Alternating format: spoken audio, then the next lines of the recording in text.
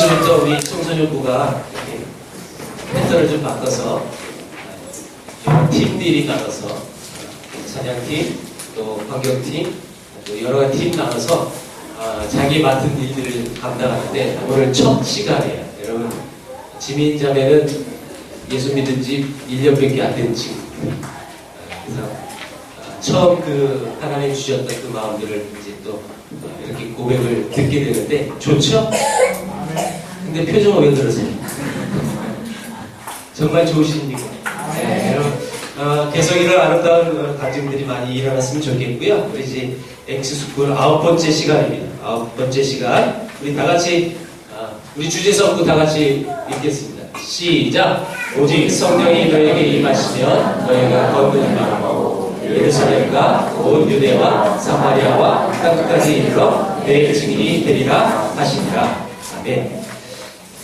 여러분, 지난주 말씀 기억하십니까? 우리 민족의 복음이 들어오기까지 근현대사 속에서 하나님의 일하셨던 그 아름다운 선교 사역을 보았는데 지난주 마지막 인물이 허드슨 테일러였어요. 기억나십니까? 네, 허드슨 테일러의 이야기를 다 하지 못했고요. 그래서 조금 언급하고 이제 계속 이어가겠습니다. 자, 여러분 이 그림을 잘 보십시오. 지금 지금 초점이 약간 좀 덜 맞은 것 같아요. 우리 누가 한 번만 요 초점을 프로젝트를 좀 맞춰주시고요. 모리슨이라는 분은 영국에서 중국에 처음 선교사로 가신 분이었습니다. 그 역량 때문에 여러분 또 중국 땅에 왔다 선교사가 기출라프라는 분이었고 이 기출라프는 우리 민족에게도 왔다라고 말씀드렸어요. 자, 이 기출라프가 우리나라에서 추방당하고 난 다음에 중국 땅에서 선교회를 하나 만들어서 그 선교단체에 그런 파송받고 오신 분이 바로 이 허드슨 테일러인데 이 기출라프가 중국에서 만든 이 선교회의 1호 선교사가 허드슨 테일러라는 거였어요. 자, 이 허드슨 테일러는 내지 선교회를 만들었다. China Inland Mission, CIM이라는 선교회가 만들어졌어요. 여러분, 이 CIM이라는 선교단체는 당시에는 세계 선교회 중에 가장 큰 단체였기도 했고요. 지금 이 이름은 존재하지 않습니다. 이 이름은 바뀌었어요. 혹 선교에 관심이 있는 분들은 들어봤을 텐데 OMF라는 선교단체, CIM, 이게 OMF로 바뀌었고 이 CIM, 지금도 OMF 이호 선교의 이 가장 큰 핵심이 뭐냐면 믿음 선교예요. 페이스 미션 가지고 하나님이 가라시면 정말 죽음을 불사할 정도로, 그리고 재정의 모든 부분도 하나님 앞에 다 맡기고 정말 믿음 선교를 시작한 근대 시대의 아주 아름다운 선교단체였습니다. 이 CIM을 만들었던 허드슨 테일러, 지난주에 조금 언급했지만 설명하지 않은 부분만 소개하겠습니다. 한번 이 글을 읽어보겠습니다. 시작! 나를 위하여 중국으로 가라는 하나님의 말씀에 반응하여 그의 일생을 걸고 기도와 철저한 훈련으로 준비한 하나님의 사람. 어린 시절부터 선교사 나갈 준비했다고 그랬죠. 일부러 하루에 정말 생명을 유지할 수 있을 만큼의 양식만 먹고 일부러 아주 부드러운 침대에 내려서 딱딱한 방바닥에서 자보기도 했던, 어려서부터 철저하게 준비했던 허드슨 테일러. 그가 중국 내륙 선교를 만들어서 어마어마한 일들을 감당합니다. 자, 지난주에도 조금 언급됐지만 이때까지만 해도 해안 선교를 했다고 그랬어요. 해안 선교. 여차하면 배 타고 도망가는 거예요. 근데 해안 선교의 시대를 접고 내지 선교를 시작한 거예요. 내륙 선교를 시작했다는 거죠. 이건 대단한 것입니다. 정말 죽음을 각오하고 수많은 눈초리와 또 따돌림 속에서도 굴하지 않고 하나님의 복음을 증거했던 이 테일러, 그는 복음을 증거하면서 많은 어려움이 있었는데, 자, 이것만 간단히 소개할게요. 천국의 난이라는 것은 쉽게 표현하면 이겁니다. 중국의 큰 이단 단체가 중국 사회를 완전히 혼란케 만들었던 사건이에요. 오늘날 우리 한국의 신천지와 같은 거예요. 어마어마한 말을 일으켰어요.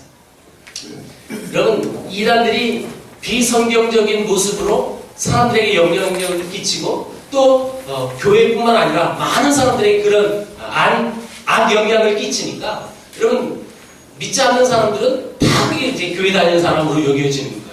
그러니까 여러분이 복음 전하는데 굉장히 어려웠던 하나의 장벽이었고 곱지 않은 시선으로 이 외국인들을 바라봤어요. 우리도 마찬가지예요. 여러분 중국하고 우리 조선 당시 복음이 들어왔을 그 당시 조선과 중국에 똑같은 공통점이 하나 있었는데 서양인들을 뭐라고 불렀느냐? 서양 귀신. 우리 한자로 풀이하면 양귀자.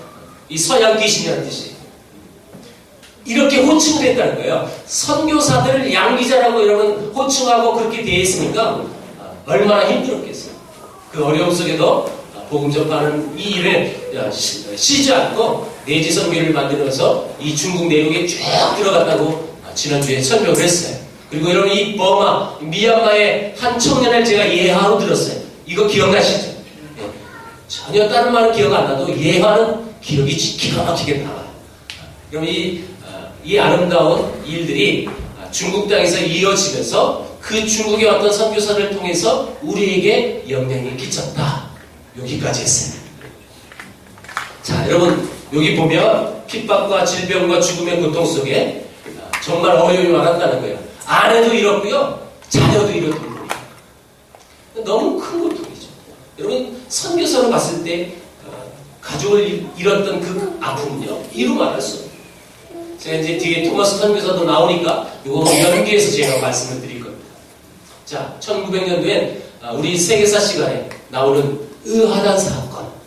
자, 이 사건은 이를테면 서양인과 또 선교사를 비롯한 많은 서양인들을 이때 중국 사람들이 잡아 죽였어요. 보세요. 56명의 선교사와 23명의 선교사 자녀들이 죽은 거예요. 중국 사람들이 서양놈들이 우리나라를 쳐들어온다. 이거 막자 이를테면 그래서 죽여버리는 거예요. 여러분 약 80명이 죽었던 이 사건. 그래서 이 선교사를 잃었던 각국 나라마다 이 중국에게 손해배상 청구를 해요. 여러분 손해배상 청구를 했다는 것은 너희들이 우리나라 사람 죽였다는 거죠. 대가 지불해라 따지고 달려들었어요. 이때 허드스 테일러가 가장 앞장서서 그걸 막은 사람이에요. 왜요? 우리가 복음 증거하러 왔지. 우리가 그 대가 받으려고 왔느냐. 그래서 아름다운 사건이 벌어지죠. 이분 보통 사람이 아니죠. 그런 시련 속에서도 내륙에 아름답게 사역을 감당하시고 73세에 또 쓸쓸하게 또 인생을 마감하실 때 이분이 노년에 호남성, 우리 한자로 풀이하면 호남성이라고 부르는 이 호남성에 들어갈 때 허드슨 테일러 선교사님 오신다는 얘기를 듣고 호남성 성 기둥에다가 큰 깃발에다가 사자성어를 써놨어요. 그게 뭐냐면 내륙은인이라는 단어가 쓰여 있어요.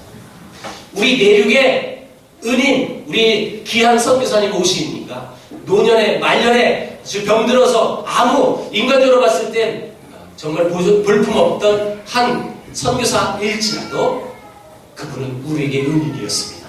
라는 아주 멋있는 장면이 연출하게 되죠.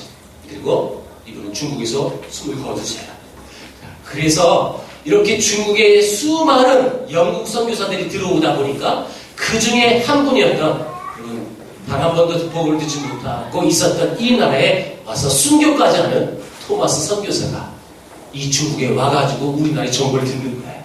자, 이분은 27살, 아니에요.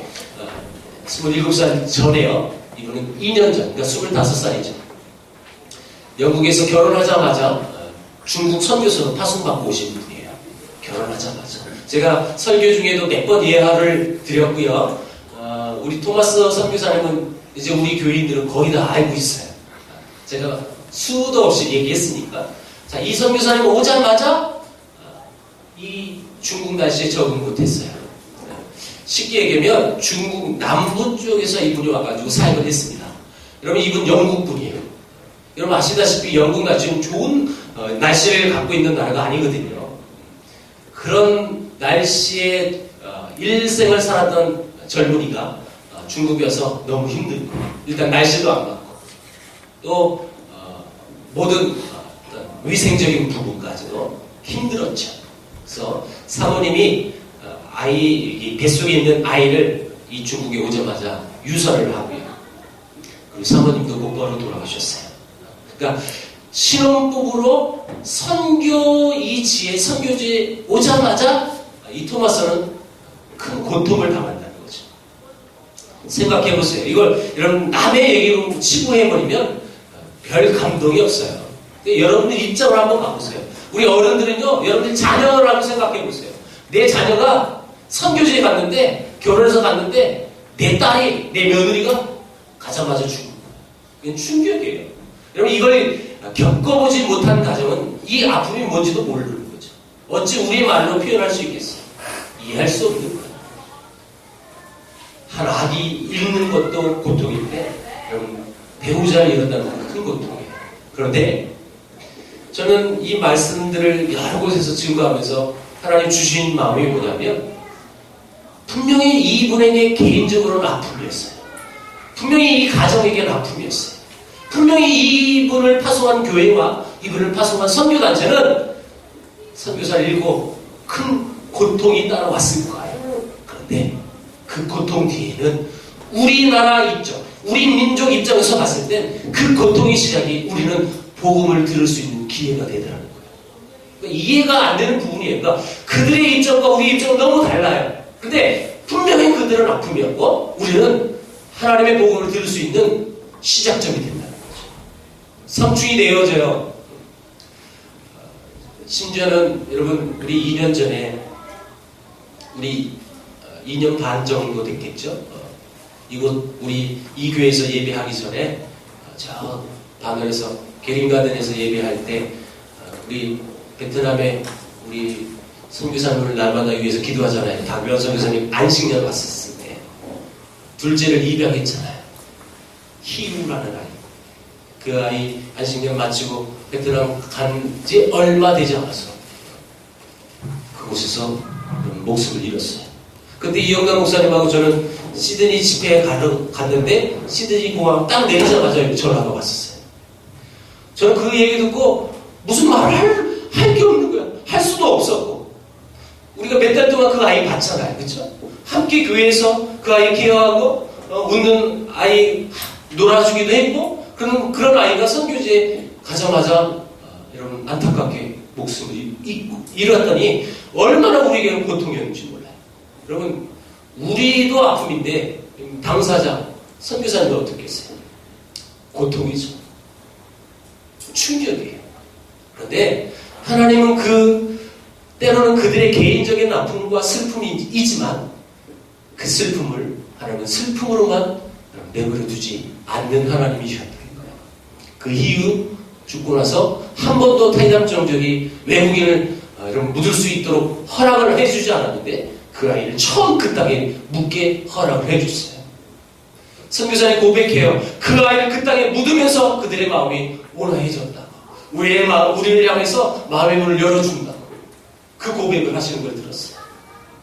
그러니까 우리가 인간적인 고통과 인간적인 아픔을 우리의 시각으로만 봐서 그걸 우리가 판단하고 그래서 그렇게 생각하고 살면요 하나님의 섭리와 하나님의 계획하심을 전혀 알 수가 없다는 거예요.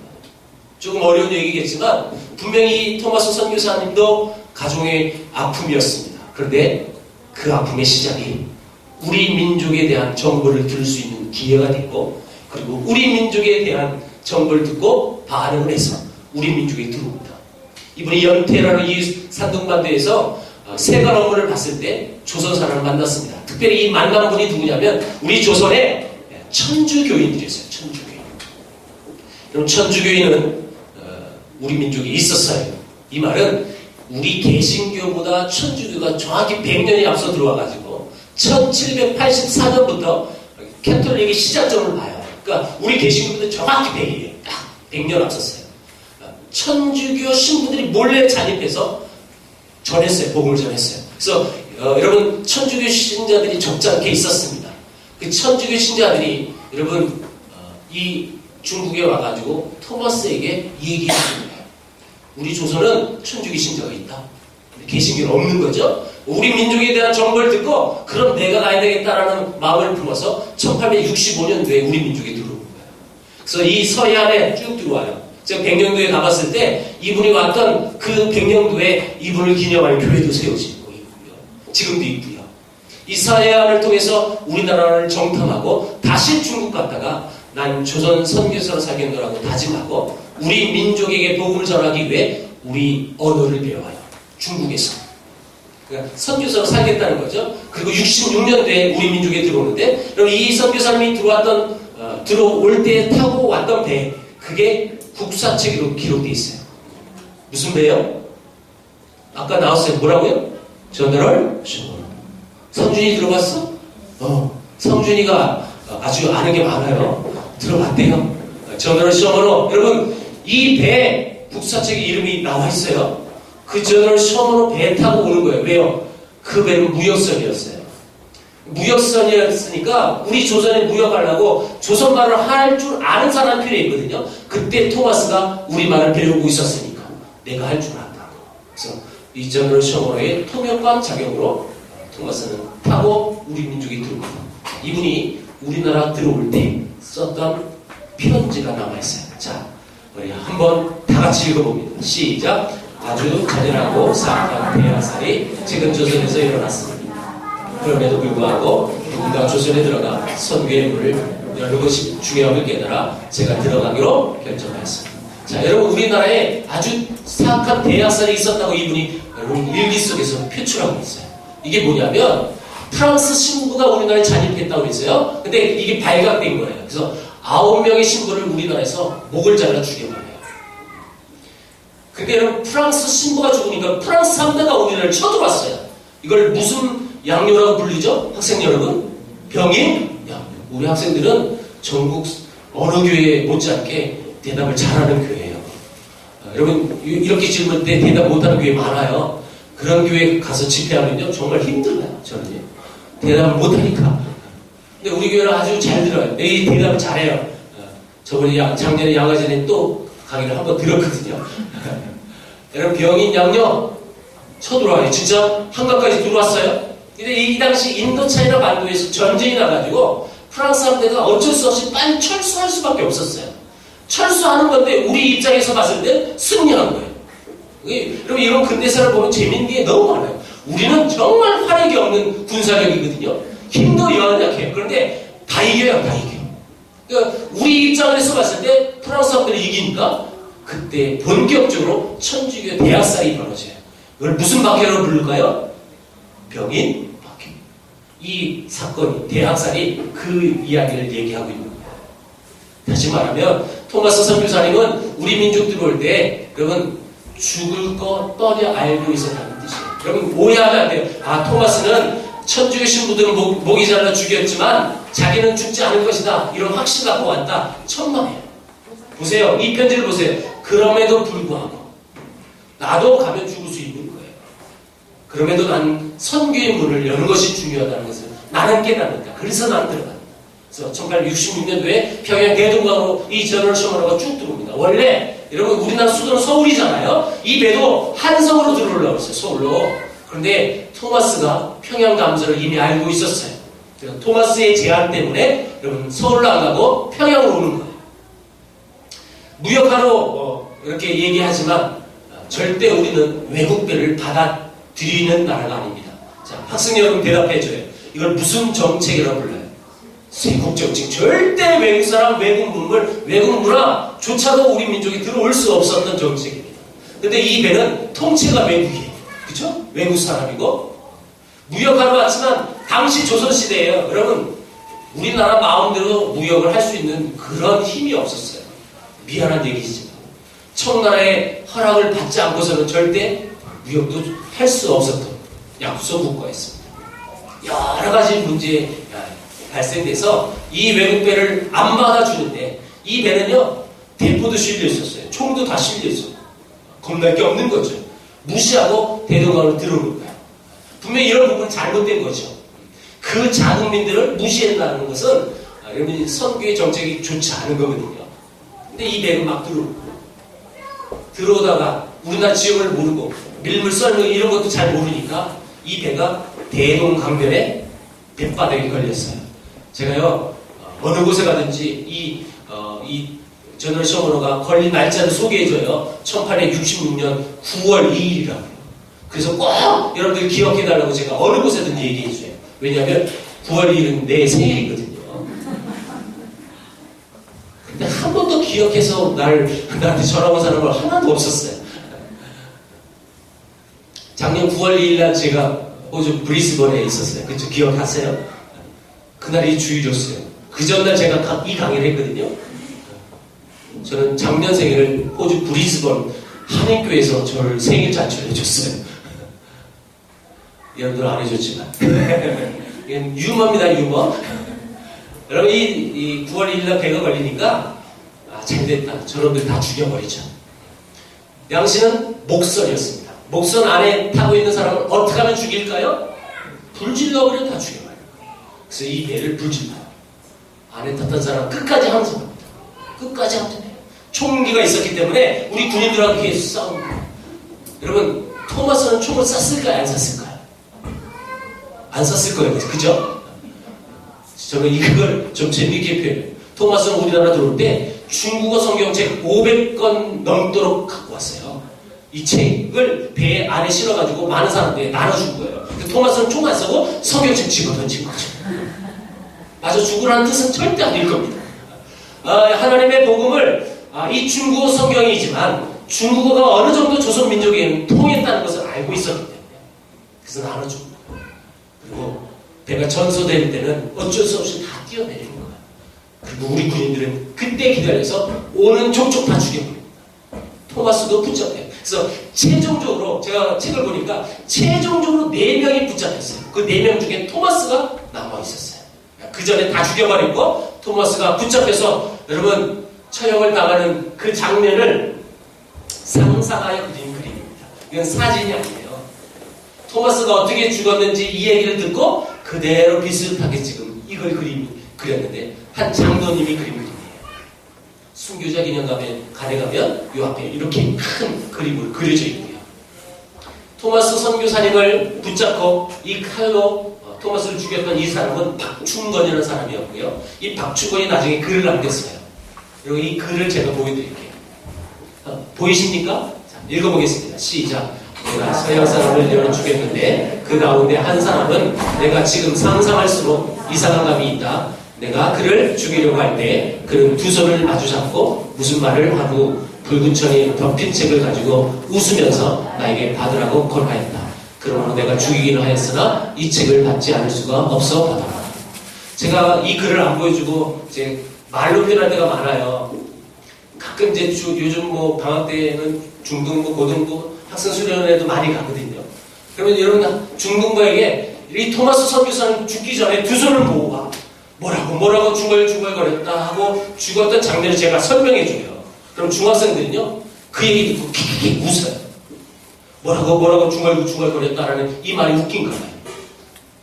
한 선교사가 한 민족의 복음을 증거하러 갔다가 오자마자 순교한 장면을 듣고 아이들은 그게 웃겨요.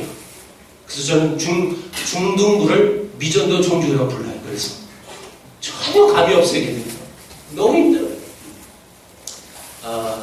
우리 교회는 그런 웃음이 없도록 제가 일부러 글을 올려놨어요. 여러분 이게 무슨 뜻일까요? 그가 죽기 전에 성경책을 자기를 죽이려고 했던 이 박충건 군인한테 죽은 거예요. 웃으면서 이거 받아주세요. 박충건은 이 사건을 목격하고 진짜 죽였기 때문에 이상한 감이 있었다라고 글을 남긴 겁니다. 왜 이상해요? 우리말을 할 줄 아는 거예요. 그리고 다른 사람하고 죽는 장면이 달랐다는 거예요. 여러분 인간의 본능은 안 죽으려고 하는 것이 인간의 본능이에요. 죽음 앞에서 안 죽으려고 발버둥치는 게 인간이라는 거예요. 다 그렇게 죽어가죠. 근데 토마스는 어떻게 죽어요? 기도하면서 죽는 거예요. 죽으면서까지 성경책을 전해주면서. 토마스 선교사님 이때 나이가 27살이었어요. 2년 전은 자기 부인은 중국에서 죽은 거예요. 인간적으로 보면 너무 불쌍하고 안 된 사람이죠. 그렇죠? 근데 하나님은 이 27살에 일찍 순교한 이 선교사의 순교의 피를 거저 흘려보내지 아니하셨다는 것입니다. 왜요? 여러분, 교우시대 터툴리안이 이런 말을 남겼어요. 순교자의 피는 교회에 초석이 된다. 여러분, 이건 성경에 나와 있는 내용은 아니에요. 그런데 거의 진리와 같은 말씀이에요. 순교자의 피를 통해서 하나님의 교회가 여러분 기초가 되어지는 거예요. 왜요? 토마스 이때 27살 아무것도 한 것 없어요. 와서 성경책 몇 권 전해주고 가셨어요. 죽기 전에 기도하고 가신 거예요. 여러분, 그 당시 누가 이 토마스의 죽음을 장렬한 죽음이다, 이 죽음을 통하여 훗날 조선이 어마어마한 선교 국가가 될 것이다, 누가 예감을 했겠어요? 아무도 생각하지 못했어요. 기대하지도 못했고요. 왜요? 그럴 수밖에요.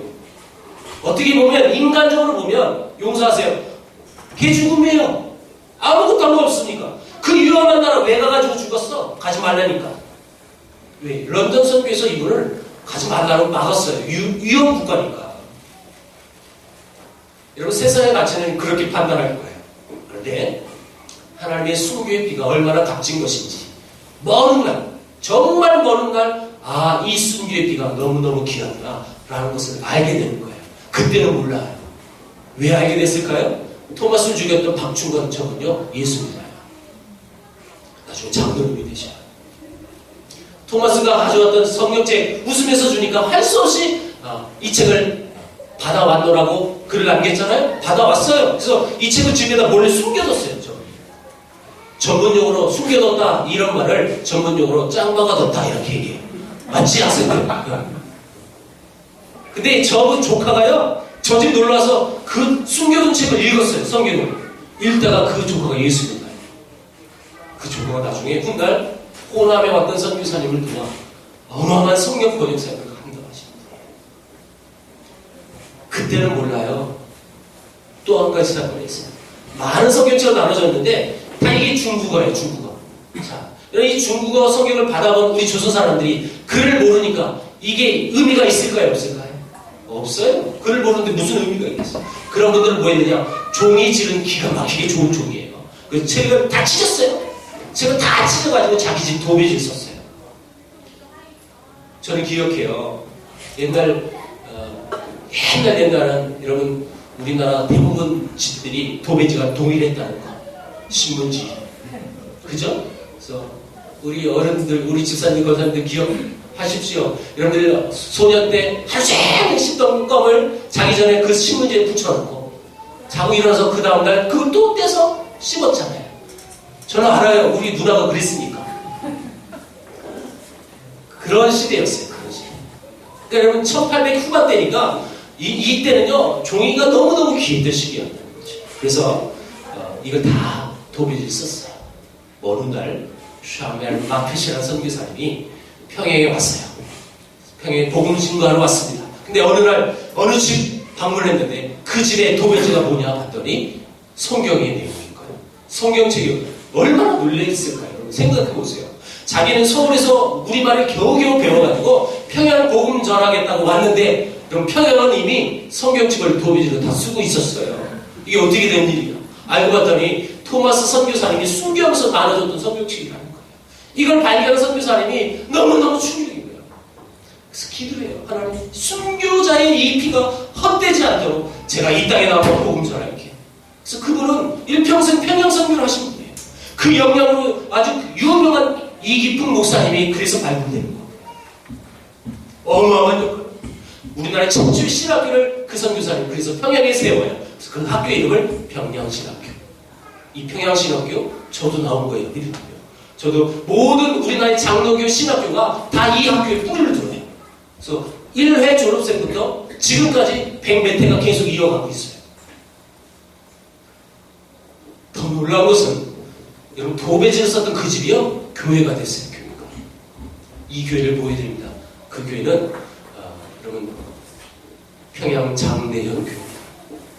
이 교회는 1907년 평양 대붕이 일어났던 교회였습니다. 토마스 선교사님의 순교를 기초하여 그 죽음의 의미가 그 당시에는 아무도 알 수 없었지만 먼 훗날 평양 대붕이 일어날 수 있었던 기초가 된다는 거. 기가 막히죠. 그럼 토마스 선교사님 대붕 강변에 붙였어요. 지금 묘지는 찾아볼 수가 없겠죠? 그 묘지 근처가 모란봉, 그러니까 김일성 동상이 있는 그쪽이야. 그 근처에 또 토마스 기념교회를 평양에 세웠어요, 나중에. 왜냐하면 평양은 이 동방의 예루살렘이 돼가지고 토마스 기념교회를 토마스 T자를 이니셜 따가지고 하늘에서 보면 T자 모양으로 교회를 세웠어요. 그거 당연히 없어졌겠죠? 근데 몇 년 전에 북한에서 우리도 과기대 세워달라고 연명 과기대를 보고 우리도 세워달라고 해서 여러분 평양 과기대가 세워져요. 근데 땅을 줘서 대학교를 세우는데 땅을 팠는데 거기에서 토마스 기념교회가 나왔다. 결코 유연이 아닐 것입니다. 분명히 우리에게 아주 좋은 메시지를 하나님 주실 계획을 가지고 계신 것이라고 저는 믿는데 뿌리는 이거는 거죠. 이 토마스 선교사님의 안타까운 죽음이었지만 하나님은 그 순교의 피를 통하여 이 민족 이제 마음껏 예수 믿을 수 있는 기초를 열어주신 것이죠. 평양 대붕이 일어납니다. 여러분 이 교회는 무슨 교회냐면 토마스를 파송한 교회예요. 영국 웨일즈에 있는 하노버 교회. 우리 학생들은 웨일즈가 어딘지 잘 몰라. 근데 이런 설명 요즘 제가 했더니 학생들 너무 좋아하더라고. 여러분 기성용이 있는 곳이에요. 기성용 웨일즈. 기성용 축구팀이 뭐죠? 스완지시티. 그지 준모야? 그 웨일즈 지역 영국 서부 쪽에서 이 교회가 있어요. 지금도 있고요. 이 교회의 담임 목사가 토마스 아버지예요. 그러니까 여러분 생각해보세요. 여러분들이 아비 신정으로 생각해보세요. 내 아들이 저 미개한 나라의 선교사로 왔는데 가자마자 순교했어요. 여러분 부모의 심정으로 내 아들이 죽은 그 민족이 어떻겠어요? 원망스러울 거예요. 그렇죠? 이 교회 담임 목사님과 성도들은 우리 민족을 사랑합니다. 품고 기도합니다. 그러니까 여러분 품는다는 게 이게 쉬운 일이에요. 우리 교회 이름은 세계를 품은 교회예요. 품는 교회가 아니라 품은 교회예요. 꼭 기억해 주세요. 품는 거하고 품은 거하고 약간 이미지가 달라요. 여러분 품었어요. 품은 교회. 여러분 우리 민족을 품으니까 어떻게 해요? 이 민족 하나를 복음 들어가게 기도하기 시작해요. 왜요? 토마스 같은 선교사가 또 들어가면 또 죽습니다. 그러니까 하나님 문 열어달라는 거예요. 또 다른 선교사 죽으면 안 되잖아요. 문 열어달라는. 여러분 이런 기도는 반드시 응답이 있습니다. 존 로스라는 스코틀랜드 출신 선교사가 중국에 왔는데 이분이 중국에 와서 토마스 얘기를 들었겠죠? 토마스는 몇 년 전에 조선에 갔는데 가자마자 순교했다. 여러분 이 선교사님도 우리 민족의 복음을 증거하고 싶은 거예요. 근데 이분도 우리나라 들어오면 토마스처럼 순교할 수밖에 없어요. 그래서 이분은 중국 땅에서 조선 사람들을 만날 수 있는 장소로 찾아가요. 그게 어디냐면 고려문이라는 곳인데요. 우리 지난주에 우리 선교사님 오셨잖아요. 그렇죠? 제가 이런 얘기 안 할게요. 일부러.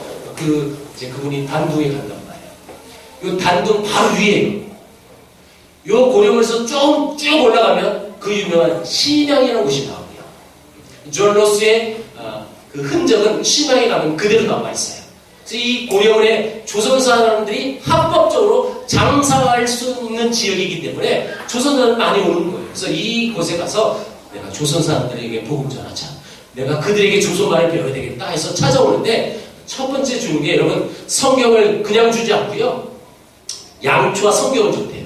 그러니까 여러분 이거예요. 요즘 여러분 길거리 나가서 전도지만 주면 받아요 안 받아요? 여러분 어린이 학교 앞에 전도할 때 절대 애들 안 받아요. 그게다 뭐 붙여줘야 받아요. 심지어 껌이라도 붙여줘야.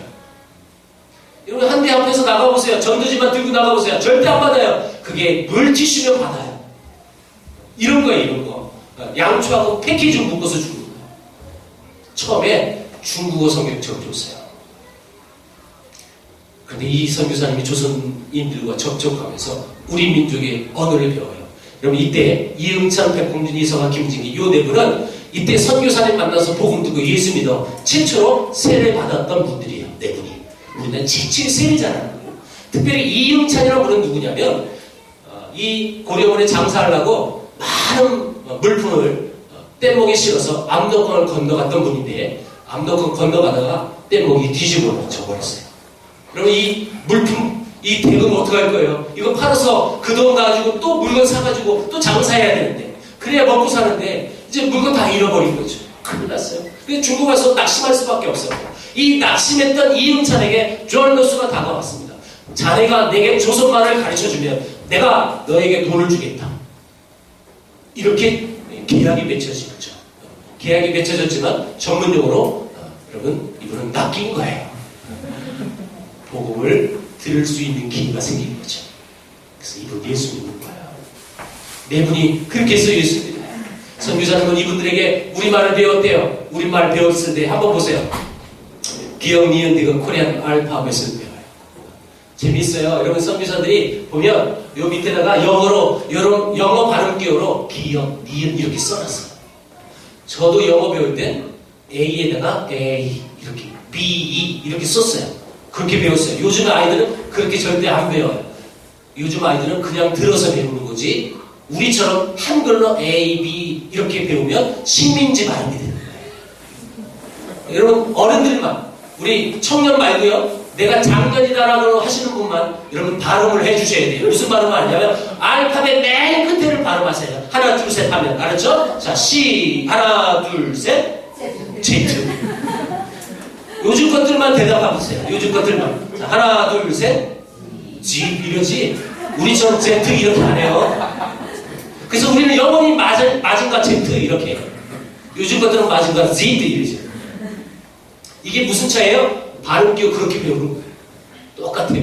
재밌어요. 여러분 단어를 배우시는데 이게 지금 약간 흐려서 안 보이는데 유라는 단어가 너희 유는 님자 유는 님자라 이렇게 썼어요. 그러니까 유가 님자라라고 부르는 거예요.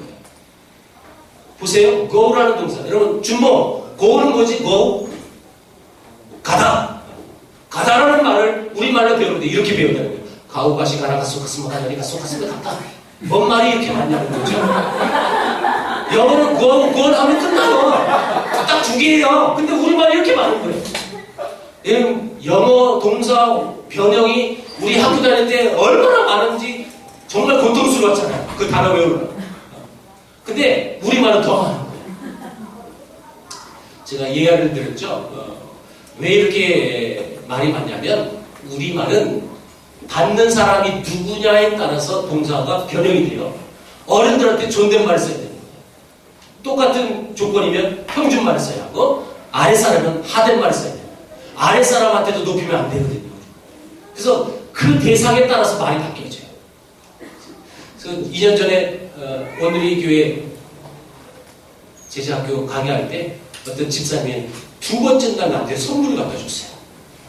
제 강의를 듣더니 이 선물은 되게 너무 적합한 선물이라고 생각해서 그분이 갖다 줬는데 그분 직업이 뭐냐면 고문서를 수집하시는 분이에요. 우리나라 옛날 문서들. 근데 이분의 소장했던 책 중에 하나가 뭐냐면 우리 민족에 처음 왔던 초창기 선교사들이 미국 성도들을 위해서 선교 잡지를 만든 게 있어요. 선교 잡지를 그분이 소장하고 있습니다. 저에게 갖다 주셨어요. 그분이. 물론 저에게는 복사본을 줬고 자기는 진봉하고요. 근데 복사본 봤는데도 너무 재밌는 거예요. 다 영어예요. 영어. 제가 영어를 그렇게 그다지 못하지만 쭉 보면서 재밌는 그리고 내 눈에 확 뜨는 게 하나 있었어요. 그게 뭐냐면 우리말 어렵다. 그러니까 영어로 쓰는데 조선말을 어렵다 쓴 거예요. 얼마나 어렵냐? 요즘 말로 완전 어렵다. 이렇게. 이러면 예를 써놨어요. 예. 영어 두를 썼어요. 두 뭐야? 두는 또 뭐지? 하다. 그렇지. 하다를 이 말을 우리말로 어떻게 쓰느냐? 그 선교사님이 우리말로 그것만 써놨어요. 두는 다 없어서 이렇게 써놨어요. 두는 또 써놨어요. 하게. 두는 해. 이해됐나요? 존댓말, 평준말, 하댓말이에요. 우리말은 이렇게 동사 변형이 심했단 말이죠. 그래서 그걸 보면서 저는 실감했어요. 정말 우리말이 외국인 정말 어렵겠구나. 여러분 이 낱말 배운 다음에 단어를 배워주시는데 이 그림 보신 분 많을 거예요. 너무 재밌죠? 한번 보겠습니다. 너를 믿지 못하겠다. 이렇게 배워요. 어떻게 왔으면? 걸어왔으면? 두 사람이 대화를 하고 있는 거예요. 지금 팔스 오리감에 다야바가 되지 못하겠다. 내 와서 너를 맞아 보갔으면? 이렇게 배워요. 정말 재밌게 배워요. 근데 정말 중요한 게 있어요. 선교사님은 이게 표준어인 줄 알고 배우실 거예요. 열심히 배웠어요. 근데 왜 이게 표준어인 줄 알고 배웠을까요? 여러분, 아까 그 네 분 있잖아요. 이응찬, 이성아, 김지기, 백공준, 그분이 다 평안도 사람이에요. 그러니까 자동적으로 평안도 사투리를 배우는 거죠. 그런데 재밌는 걸 한번 더 보세요. 이 말은 너를 믿지 못하겠다라는 뜻이에요. 아니, 선교사가 좋은 말도 있는데 하나님은 당신을 사랑하십니다. 이런 말도 있잖아요. 근데 왜 이런 걸 배워요? 우리 이용명 선교사님이 작년에 필리핀 갔다가 마지막 날 컴퓨터와 노트북과 스마트폰을 마지막 밤에 여러분 도호 선생에게 기증하고 오셨어요. 아십니까? 그래서 지금 노트북 다 바뀌었어요. 여러분, 우리 필리핀 그 선교지에서 지금까지 어마어마하게 노트북을 잃어버렸어요. 저도 필리핀 몇 개월 있을 때 안 잊어버리려고 얼마나 간수를 잘했는지 모르겠어요. 정말 도선생님. 제가 갔을 땐 여러분 정말 그 도난 사건이 하나도 없었대요. 근데 맨날 들려지는 얘기가 누가 뭐 잊어먹었다, 누가 잊어먹었다. 엄청나게 훔쳐가요. 누가 훔쳐갈까요? 물론 이용현 선교사님은 농담으로 우리 스텝이다 이렇게 했는데 현진이 현진. 그렇게 많이 훔쳐가요. 그래서 여러분 너를 믿지 못하겠다는 이런 말은요 선교지 가면 경험할 수 있는 거예요. 왜요? 현지인들과 선교사랑 함께 일을 할 수밖에 없어요. 그러니까 이 현지인들은 새로운 물품들을 얼마나 갖고 싶겠어요. 그러니까 보면 욕심이 생긴다고 그거 다 훔쳐나가요. 선교사들이 그랬어요. 우리나라 조선 사람들이요 선교사를 이 일을 도와주는데 엄청나게 훔쳐가셨어요. 그래서 너를 믿지 못하겠다 이런 말을 하는 거예요. 중요한 건 이건 재미 위주로 제가 말씀드린 거고요. 가장 중요한 핵심이 있어요. 이제 마무리합니다. 이 말에 비해서 무엇을 했느냐? 우리말 최초의 한글 성경을 번역해줘요. 중국 땅에서. 그래서 로스 선교사님이 번역을 하는 1882년 누가복음부터 한 권 한 권 만들어지는 거예요. 여러분 이 최초의 신약 성경 27권이 10년 뒤에 완역이 됐어요. 여러분 10년 동안 신약을 계속 번역했다는 뜻이에요. 얼마나 힘들겠어요. 물론 이 모든 성경책의 이 여러분 표준어는 평안도 사투리 띄어쓰기도 없어요. 띄어쓰기도. 여러분 이런 한 권 해서 27권이 다 마지막에 만들어서 한 권이 나중에 나오지만 한 권 요 한 권을 뭐라고 부르냐? 이걸 쪽복음서라고 불러요. 쪽복음서. 그래서 초창기 예수 믿었던 분들은 그 쪽복음서 들고 우리나라 와서 조선 땅에서 복음 전하는 거예요. 목숨 걸고. 왜요? 이거 서양 서적이에요. 이거 발각되면 죽어요. 여러분 이 예수 선교전서라는 이 성경이 1880년 완역이 됐고 발간이 되어지는데 이 안에 비하인드 스토리가 있어요. 이 선교사님 중국 땅에서 우리말 배워서 성경을 다 끝냈어요. 번역이 됐어요. 완역이 된 거예요. 완역이 됐지만 이걸 발간을 아직 못했다는 뜻이에요. 여러분 이 당시 인쇄소로 발달되지 않아서 어마어마한 돈이 필요해요. 이 선교사는 자기 선교비로 이걸 감당할 수 없는 거예요. 그래서 이분은 영국 성서공회에서 찾아가가지고 헌금을 받아왔어요. 그 헌금으로 우리나라의 수천만 성경이 제일 먼저 인쇄가 되는 거고요. 이 성경책이 서울로 들어와가지고 1887년 9월달에 서울 최초의 조직교회 설립 예배가 드려지는데 그 교회가 지금 세문안 교회예요. 언더우드 선교사님 세웠던 교회인데 이름은 원래 정동교회였고요. 새로운 문 안으로 이사를 간 다음부터 교회 이름을 바꾼 거예요. 세문안. 그러니까 세문안이라는 뜻은 별 뜻 없어요. 이런 흐름을 갖고 있는데 이 세문안 처음 이 교회 설립 예배 때 이 책으로 예배를 드렸어요. 그리고 그 자리에 로스가요 함께 있었어요. 중국 선교사님이 이 서울에서 예배 드릴 때 함께 동석했다는 뜻이에요. 그리고 이 선교사님은 예배 시간 내내 웃고 계셨어요. 계속 웃고 계시고. 여러분 이 아름다운 흐름, 이때 예수 믿었던 우리 초창기의 믿음의 선배들은 목숨 겁니다. 목숨 겁니다. 특별히 제가 백홍준 이분만 소개하고 마무리할게요. 이분은 우리나라의 최초의 장로님이에요.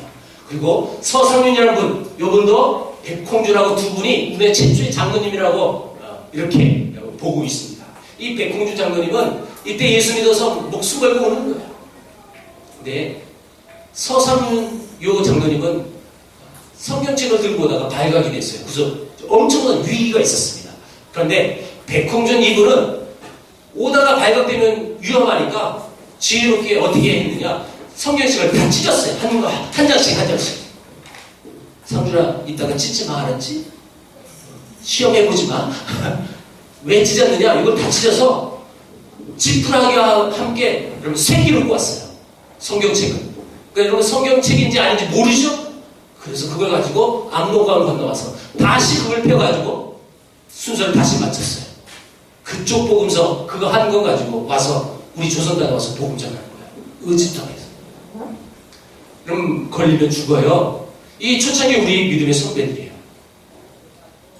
결국 나중에 이 북쪽의 선교사님들이 오셔서 그 선교사님의 일을 돕고 길을 안내하면서 우리나라의 관리에 눈에 띄어지는 거예요. 저놈은 서양놈의 앞잡이다.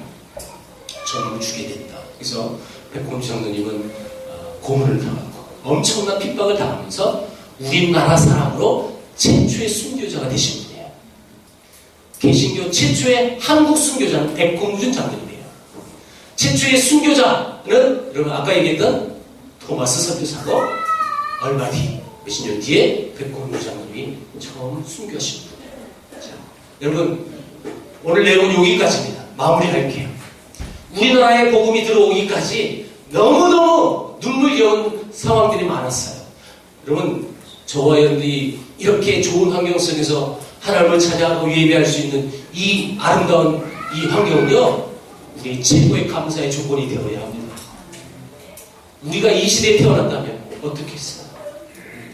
정말 이 복음 하나로 충분합니다 라고 고백하며 그 복음 앞에 자기의 삶을, 자기 인생을, 아니 내 생명까지도 다 바치면서까지 그 아름다운 순교의 피가 있었기에 저와 여러분들이 이렇게 아름다운 좋은 조건 속에 하나님을 예배할 수 있었다는 거예요.